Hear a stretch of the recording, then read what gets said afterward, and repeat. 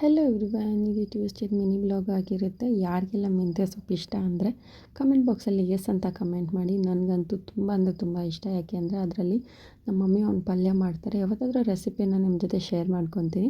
ಹಾಗಾಗಿ ನನಗೆ ಮೆಂತ್ಯ ಸೊಪ್ಪು ಅಂದರೆ ತುಂಬ ಇಷ್ಟ. ಇವತ್ತಿನ ಬೆಳಗಿನ ಬ್ರೇಕ್ಫಾಸ್ಟ್ಗೆ ಮಸಾಲೆ ದೋಸೆ ಮಾಡಬೇಕು ಅಂತ ಅಂದ್ಕೊಂಡಿದ್ದೆ. First time red chutney try ಮಾಡಿದ್ದೆ. ತುಂಬ ಅಂದರೆ ತುಂಬ ಚೆನ್ನಾಗಾಗಿತ್ತು. ಬಟ್ ನಾನು ರೆಸಿಪಿನ ಕ್ಯಾಪ್ಚರ್ ಮಾಡ್ಕೊಳ್ಳೋದು ಮರ್ತೋದೆ. ಏನಿಲ್ಲ, ಸಿಂಪಲ್ಲಾಗಿ ಗುಂಟೂರು ಮೆಣಸಿನ್ಕಾಯಿ, ಒಣಮೆಣ್ಸಿನ್ಕಾಯಿನ ಬಿಸಿ ನೀರಲ್ಲಿ 10 ನಿಮಿಷ ನೆನೆ ಹಾಕ್ಕೊಂಡು ಅದಕ್ಕೆ ಒಂಚೂರು ಜೀರಿಗೆ, ಬೆಳ್ಳುಳ್ಳಿ, ಒಂಚೂರು ಹುಣಸೆಹಣ್ಣು, ಕಡಲೆಪಪ್ಪನ್ನ ಹಾಕ್ಕೊಂಡ್ರೆ ರೆಡ್ ಚಟ್ನಿ ರೆಡಿನೇ ಆಗೋಗುತ್ತೆ. ನಾನೇನು ಮಾಡ್ಕೊಳ್ಳೋಕ್ಕಾಗೋದಿಲ್ವೇನೋ, ಇದನ್ನೇ ಹೊಸ್ದಾಗೇನೋ ಟ್ರೈ ಮಾಡಬೇಕೇನೋ ಅಂತ ಅಂದ್ಕೊಂಡಿದ್ದೆ. ಬಟ್ ತುಂಬ ಚೆನ್ನಾಗಿ ಬಂದಿತ್ತು. ಹಾಗೆ ನನ್ನ ಮಗಳಿಗೆ ಸಾಲಿಡ್ ಸ್ಟಾರ್ಟ್ ಮಾಡಿರೋದ್ರಿಂದ ಬೆಳಿಗ್ಗೆ ಸ್ವಲ್ಪ ರಾಗಿ ಸರಿ ಟೇಸ್ಟ್ ಮಾಡಿಸಿದ್ದೆ. ಮಧ್ಯಾಹ್ನಕ್ಕೆ ಸ್ವಲ್ಪ ಆ್ಯಪಲ್ ಪ್ಯೂರಿ ಮಾಡಿ ತಿನ್ನಿಸಿದ್ದೆ.